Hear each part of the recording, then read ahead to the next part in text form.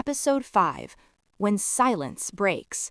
The palace no longer whispered around Elira, it watched. From the moment she stepped into the corridor that morning, she felt it. The sharp looks, the clipped instructions, the way her name was spoken as if it carried weight she didn't ask for. Her usual tasks were changed without explanation. She was sent farther from the eastern wing, closer to the kitchens, closer to the exits. It wasn't subtle. She understood the message. Across the palace, Prince Aurelian stood before the council chamber doors, hands curled slowly into fists. Lord Merrick's voice echoed in his mind from earlier that morning. "Your solitude has been indulged long enough." Aurelian said nothing then. He rarely did. "You are still a prince," Merrick continued, "and princes do not invite rumors, especially not with collateral." That word struck deeper than intended. Meanwhile, Elira was summoned unexpectedly. 2 guards accompanied her, not threatening, but not kind.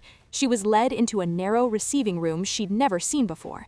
"You've grown careless," the steward said flatly, "lingering where you are not assigned, encouraging familiarity." Elira swallowed. "I was only following orders."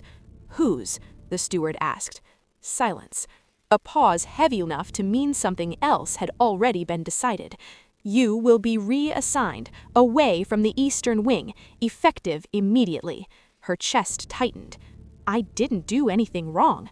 "Wrong is irrelevant. Inconvenient is not." The door opened. Aurelian stepped inside. Every breath in the room stopped.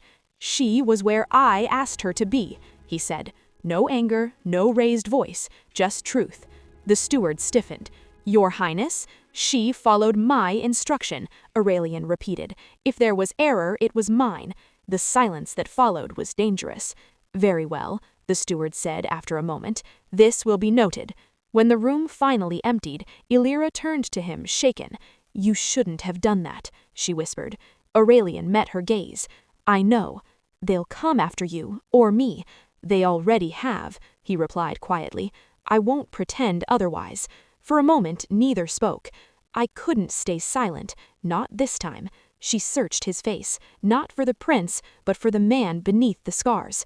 "I don't regret listening to the music," she said softly. "Even now." That almost broke him. That evening, Elira was packing when the knock came.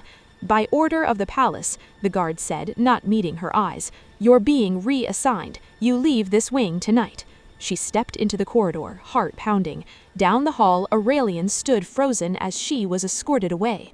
This time, there was no music, only the sound of footsteps fading and the quiet understanding that silence had finally chosen sides.